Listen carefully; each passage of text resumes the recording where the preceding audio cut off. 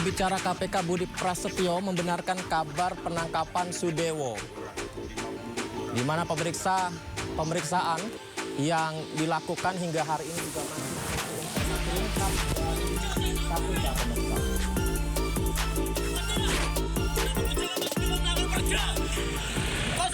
Atas pernyataan saya 5.000 silahkan, 50.000 masa silahkan. Saya tidak menantang rakyat. Saat ini penyidik KPK masih memeriksa tersangka secara intensif pemirsa di Polres Kudus, dan kita semua juga masih menunggu informasi selengkapnya mengenai penangkapan Bupati Sudewo. Di mana hari ini berarti ada 2 pemirsa pejabat yang mendapatkan OTT KPK. Operasi senyap ya kalau masyarakat katakan ini juga menjadi salah satu yang disoroti, di mana dalam satu hari ini KPK melakukan OTT terhadap 2 pejabat sekaligus pemirsa. Sama sekali tidak ada maksud untuk menantang rakyat. Saya ganti jas lagi pemirsa, tadi untuk gimmick saja ya. Karena gimana ya, dalam sehari OTT digelar berturut-turut tanpa henti, di mana kepala daerah satu persatu terjaring senyapnya operasi. Lewat OTT, pesan ditegaskan ke penjuru negeri, pemberantasan korupsi tak kenal hari, tak kenal posisi, dan hari ini 2 pejabat daerah ditangkap KPK. Kita bahas topik ini bersama dengan Wakil Ketua KPK 2015-2019, Saud Situmorang. Bang Saud, ini kalau OTT dalam satu hari 2 pejabat daerah, mengejutkan nggak sih untuk Anda? Tapi mungkin dari pengalaman, apakah juga sama mengejutkannya atau bagaimana? Enggak, biasanya kalau sebagai pimpinan nggak terkejut, karena kan dia tahu nih hari ini pasukan kemana-mana. Oke. Ya, sebagai pimpinan nggak terkejut. Tapi karena saya di luar, mungkin ya saya membayangkan bagaimana mereka bekerja ya, membagi kerja. Tapi karena dari awal kan tuh timnya udah pasti tuh, satgasnya udah pasti. Jadi tanpa melibatkan tim Madiun dengan tim yang dari Pati juga itu udah berjalan secara sendirian. Dan anak-anak udah terbiasa sih yang begitu, karena kan nanti ada pengendalian di Jakarta ya. Ada sesuatu kan, itu mereka udah terbiasa mengendali dengan double, triple. Dulu malah di periode saya hampir sehari itu 3 ya. Itu mereka udah terbiasa lah kerja-kerja gitu Mas, kalau dari sisi formilnya ya. Jadi nggak menyulitkan. Tapi menariknya adalah kalau 2 wilayah ini memang kan sebelumnya seingat saya masih belum ada pernah peristiwa ya yang terkait dengan kepala daerahnya. Cuman kemarin khusus untuk Pati kan ada disebut-sebut memang, tapi itu saya bahkan beberapa kali di doorstop anak-anak tuh. Bang Saud, Pati gimana? Lo kok tanya gua? Tanyanya KPK sama gitu. Masih memori zaman dulu mungkin Bang Saud ya. Iya, ya, jadi maksud saya Pati kelihatannya kalau memang betul ya itu agak ini ya, karena ada kompleksitas dengan kasus sebelumnya yang disebut-sebut juga itu ya. Jadi mungkin buat KPK ya khusus untuk Pati kita bisa ucapkan selamat juga, karena lebih spesifik kelihatannya yang pertama itu agak lama gitu loh. Ya, saya nggak tahu hambatannya apa gitu ya. Sekarang mereka ternyata soal bukti kali ya begitu ya, sehingga OTT aja mereka berani gitu. Soal Madiun saya nggak detail, tetapi kalau itu dikaitkan dengan CSR dan biasanya itu kalau melibatkan DPRD itu pasti ada, kalau ada dengan pokok pikiran yang pokir-pokir gitu loh. Biasanya selalu gitu. Itu Mas. Berarti gimana ya? Kan saya masyarakat ya Bang Saud ya. Boleh nggak saya disimpulin kalau gitu KPK ketika ingin mencari tahu tentang sebuah kasus, kepala daerah bisa dengan sangat, mohon maaf tanda kutip, mudah untuk ditelusuri apakah dia ini punya persoalan hukum atau tidak begitu. Sehingga kepala daerah adalah salah satu yang bisa segera untuk ditelusuri. Apakah dia melakukan korupsi atau tidak begitu Bang Saud? Apakah begitu? Ya, karena kan sekali lagi kalau penindakan kan saya beberapa kali menyampaikan bahwa OTT atau penyelidikan itu kan dimulai dari laporan masyarakat. Laporan masyarakat itu bisa jadi dari siapa-siapa saja, dari lawan politik, dari istri juga bisa, pernah kejadian dari istrinya juga ngelaporin ke KPK gitu ya kan. Jadi maksud saya laporan itu cukup matang, kemudian didalami, dan kemudian mereka berani melakukan OTT, karena ketika penyelidikan dilakukan karena ada peristiwa pidana yang terjadi, kemudian didalamin, peristiwa pidana itu terjadi kembali gitu. Jadi kalau pertanyaannya dari tadi adalah bahwa apakah semudah kelihatannya seperti itu. Kalau memang laporannya lengkap ya mudah, tapi kalau enggak kan harus ada pendalaman, cross check, double check. Dan saya pikir enggak juga 2 kasus ini baru lapor bulan lalu, enggak juga. Biasanya sudah berlama juga ya. Karena itu kan untuk cross check, double check, triple check, terus mengklarifikasi lagi ulang, mendalami sumber informasi, kebenarannya, mengumpuli bukti-bukti sampai kemudian kita yakin 2 bukti yang cukup untuk masuk ke penyelidikan. Nah, kelengkapan itu kalau pertanyaannya mudah, ya kalau masyarakat yang lapor atau ada whistleblower yang melapor, ya pasti lebih cepat kita bisa memberantas korupsi. Walaupun dengan catatan kalau umpamanya ini ada 3 tim, umpamanya ada tim yang lain, ya kantor KPK bisa kosong juga kan gitu. Jadi KPK juga perlu banyak orang juga, maksud saya gitu loh Mas. Ya, maksudnya kan begini Bang Saud, kan apakah ketika akan mencoba melakukan OTT, wah nih apa ya bahasa ininya ya, yang diincar kepala daerah nih, karena kepala daerah nih potensinya paling sangat mungkin nih bisa melakukan potensi dugaan bisa seperti itu gitu kan. Jadinya semua kepala daerah menjadi salah satu yang disasar gitu Bang Saud. Ya enggak lah, kamu nggak suka sama kepala daerah terus kamu ikuti gitu, nggak boleh. Ya itu nggak, hukum nggak begitu. Selalu dimulai dengan adanya laporan yang disampaikan ke KPK, kemudian KPK mendalami. Nah kalau sudah laporannya lengkap, ada yang nggak lengkap, ada yang nggak lengkap, ada yang perlu 5W1H-nya perlu didalami, terus kemudian materi-materinya. Jadi kalau laporannya lengkap tentu itu akan lebih baik. Itu sebabnya kan KPK kan selalu, saya nggak tahu hari ini apakah ada nomor 198 ya, pencet 198, semua orang bisa melapor ke KPK. Bisa jadi memang laporannya udah, nomor itu masih aktif, saya nggak tahu ya. Apakah lewat email, apakah lewat diantar pakai amplop ke KPK. Sekali lagi bukan karena semudah kita menaksir-naksir orang, atau semudah kita mencari-cari sasaran, enggak begitu. Selalu nanti akan bisa di-challenge di pra-peradilan. Itu kan kelihatan nanti di pra-peradilan kapan mulainya. Jadi kalau kita nggak suka, terus kebetulan nggak ada ya. telepon, ada telepon, Pak ini lagi mau terima, gitu. Langsung kita bergerak, nggak begitu. Gitu. Oke. Soalnya nih Bang Saud nih, seperti yang berita beredar sekarang KPK OTT Wali Kota Madiun diduga seperti yang tadi Bang Saud sampaikan, diduga terima fee proyek dan dana CSR. Karena kan banyak kepala daerah juga menerima proyek fee dana CSR juga kan. Nah, ini kan juga sangat mungkin untuk terjadi hal yang serupa seperti yang dialami Wali Kota Madiun begitu. Oh ya, di tiap daerah itu potensinya sama. Perizinan, CSR, terus kemudian APBD, terus kemudian proyek infrastruktur, itu formatnya nggak jauh-jauh dari situ, Mas. Nah, tinggal ada yang lihai, ada yang pinter, ada yang rapi, ada yang nggak terlalu greedy, ada yang greedy kan gitu kan. Ya anak buahnya tebal, yang lapor buahnya bisa juga begitu, Mas Yadi. Nah, yang seperti sekarang akhirnya terungkap dan beberapa kali Bang Saud juga bertugas mungkin bisa menangkap, itu berarti yang apa ya, benar-benar terlihat bagaimana kecurangannya atau bagaimana dia benar-benar mengambil keuntungannya besar di situ ya Bang Saud ya? Biasanya kalau dari lawan politik maupun stafnya atau siapapun ada di kantor itu atau whistleblower manapun, entah itu oposisinya, entah katakanlah lawan politik, mereka mengumpulkan informasi itu biasanya ya sudah disebutnya itu udah kebangetan gitu, biasanya sih begitu. Soalnya kan kalau kepala daerah kan sering ya Bang Saud ya kerjasama dengan KPK soal integritas, soal transparansi dana begitu. Nah ini idealnya gimana ya Bang Saud? Tapi tetap aja ya ada yang kena OTT gitu Bang Saud. Apakah memang kalau misalnya APBD yang sudah diterima ini semua harus disampaikan ke KPK seperti ini, masuk keluarnya, kemudian fee dari CSR juga begitu. Ini gimana ya Bang Saud ya? Iya, karena kan korupsi itu persoalannya kembali lagi kan itu tidak dilakukan sendirian. Ya kan, selalu ada pihak pemberi dan penerima, dan kemudian karena korupsi itu bagian dari sistem, yang paling sulit kan mendalami siapa-siapa di bagian sistem itu yang bekerja, antara legislatif, eksekutif.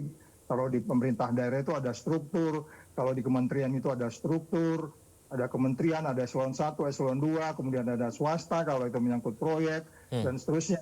Nah, bagaimana kemudian kita bisa mendalami ini, atau kemudian kalaupun ada laporan kadang-kadang kan laporan itu memang tidak selengkap seperti yang kita bisa harapkan dengan cepat karena kalau dia dari swasta dia kan dari sisi swastanya karena merasa terus dia nggak kuat, atau kalau dari sisi dari pemerintah mungkin dia hanya melaporkan dari mungkin laporan yang masuk ke inspektorat atau dan lain-lain. Jadi memang setiap kasus itu mempunyai kesulitan, nggak bisa disamakan juga.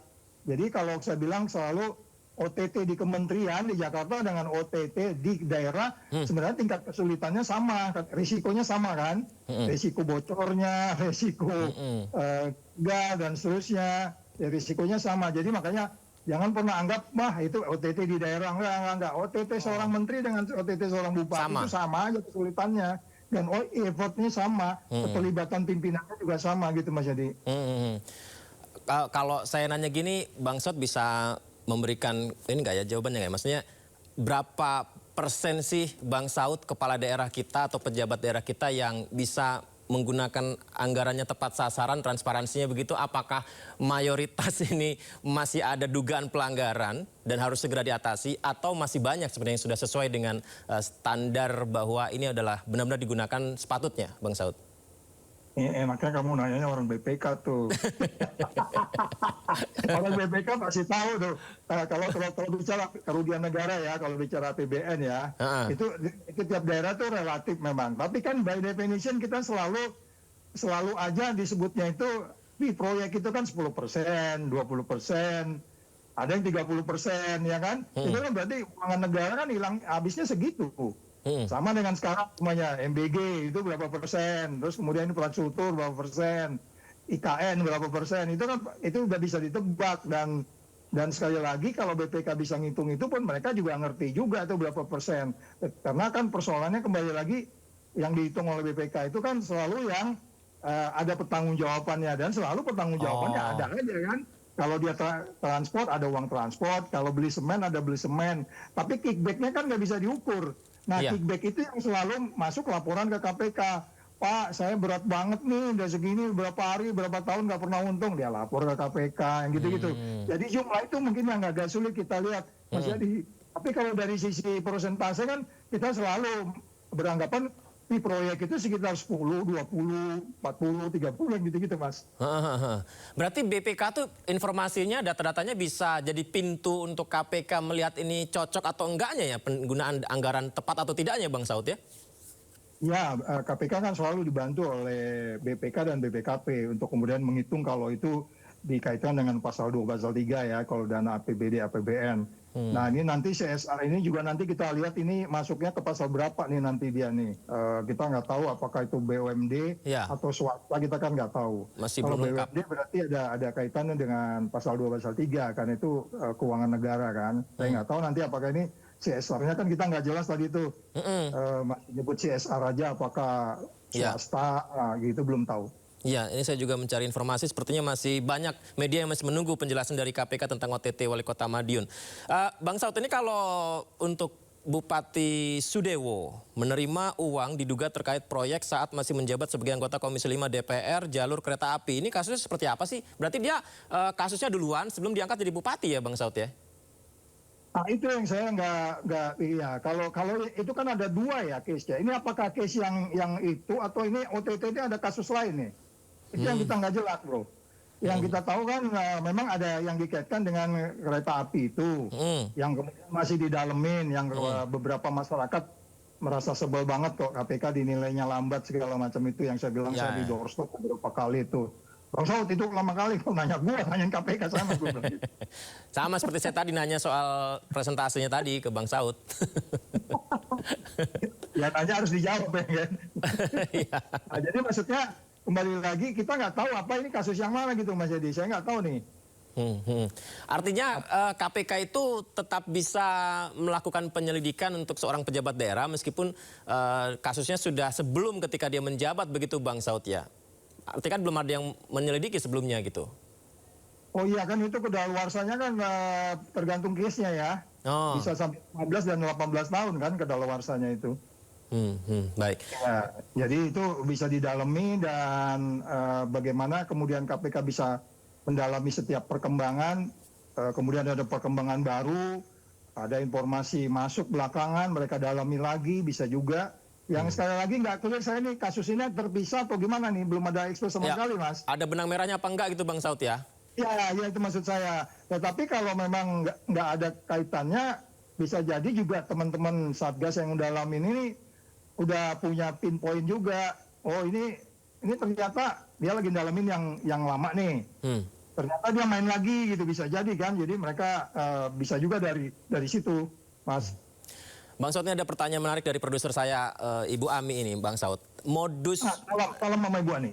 Ya, salam. Bu Ani, salam dari Bang Saud nih.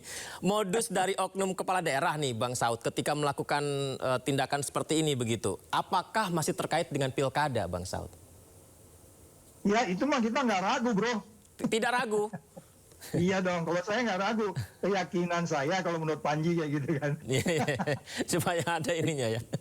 Ya, saya nggak ragu. Karena gimana? Karena bagaimanapun kan itu kan penelitiannya KPK. Penelitiannya KPK itu untuk kepala daerah tingkat 2 itu aja, dulu disebutnya tingkat 2 ya. Sekarang disebutnya kabupaten kota itu bisa sampai sekitar sampai 70-80. Kalau untuk tingkat 1 bisa sampai 100 M, ya kan? Terus baliknya dari mana? Aku selalu bilang, duwe kondiku kan gitu ya nggak? Ya kan? Duwe kancane kan mesti dibalikin, kayak gitu kan? Ya nggak? Itu dugaan, tetapi banyak case-case menunjukkan semuanya itu kan yang sebelumnya, OTT sebelumnya malah very strict ya, terkait dengan tim sukses kan, yang sebelumnya itu, yang di Jawa juga. Jadi maksud saya itu relevansinya sangat banyak. Nah, ini maksud saya, yang kayak gini-gini, KPU itu harus bekerja sepanjang tahun. Itu KPU kan bekerja sepanjang tahun. Sehingga kemudian dia bisa mengeluarkan ketentuan-ketentuan. Ke depan itu orang ngasih susu aja udah. Tahan aja gitu. Itu pidana, nggak boleh gitu. Karena itu kan ngasih susu uangnya dari mana yo? Benar nggak? Iya kan? Itu kan bisa ada bohir tuh. Jadi datanglah menjadi pemilih itu dengan hati, dengan Tuhannya. Saya mau memimpin daerah. Sehingga dia nggak mesti banyak-banyak bikin ini, beli ini, bikin banner, bikin apa. Cukup aja segede kertas koran. Di luar negeri itu mencalonkan wali kota segede kertas koran, taruh di namanya supermarket. Itu cukup ya? Udah. Iya, nggak terlalu banyak gitu loh. Ini yang menurut saya, kita kan lagi tahun 2026 nih lagi bahas nih bagaimana undang-undang pemilu kita. Diharapkan tahun ini selesai, kemudian tahun 2027 udah mulai proses pemilu kan nih. Ini KPU-nya harus mulai kerja dan kita semua, DPR dan seterusnya. Mau diterusin nggak nih yang kayak gini nih? Ya kan, ya hentikanlah sehingga kemudian terjadi persaingan sehat, nggak ada lagi persaingan yang mengandalkan keuangan atau hanya bohir-bohir, kemudian oligarki, terakhir hancur lingkungan hidup dan seterusnya gitu loh, Mas Jadi. Kalau mikirin balik modal, mikirin rakyatnya kapan, Bang Saud ya? Itu praktis, boro-boro mikirin rakyatnya itu hanya dalam kaitan perspektif apa ya, untuk gimmick aja gitu. Iya dong, kalau nggak gimmick dia kan sebenarnya malu kan. Coba aja di kabupaten mana aja, pasti orang yang sangat-sangat miskin. Coba deh, nggak ada tuh. Setiap kabupaten pasti ada yang sangat-sangat miskin, tidur di tempat yang sangat kumuh, pasti ditunjukin aja di daerah mana aja, semua kabupaten kota, apalagi provinsi. Nah sekarang itu kalau menurut Undang-Undang 45 tanggung jawab siapa? Tanggung jawab negara. Orang terlantar pakai miskin dipelihara negara. BPJS-nya masih kayak gitu loh. Jadi kemudian kalau tadi 30-40% hilang, loh kemudian uang sisa uang negara ini dipakai kemana gitu, ya kan? Jadi itu mungkin pembelajaran buat kita semua. 2029 itu coba deh kita ubahlah cara kita memilih ini supaya kejadian begini tidak terjadi lagi. Sehingga orang yang jadi kepala daerah tuh betul-betul datang ilmu dengan integritasnya gitu, Mas Edi. Baik. Cocok nih saya ngobrol Bang Saud nih, semua bisa ditanya ke Bang Saud. Ibaratnya semuanya bisa dijawab lewat Bang Saud begitu ya. Mau jabanin lo tiap hari. Baik, Bang Saud terima kasih ya. Nanti ketika KPK sudah menjelaskan tentang OTT ini, apakah ada benang merahnya begitu, kenapa kok barengan dalam satu hari 2 kepala daerah ini, nanti kita bisa diskusi lagi ya Bang Saud ya. Ya. Terima kasih banyak Bang Saud.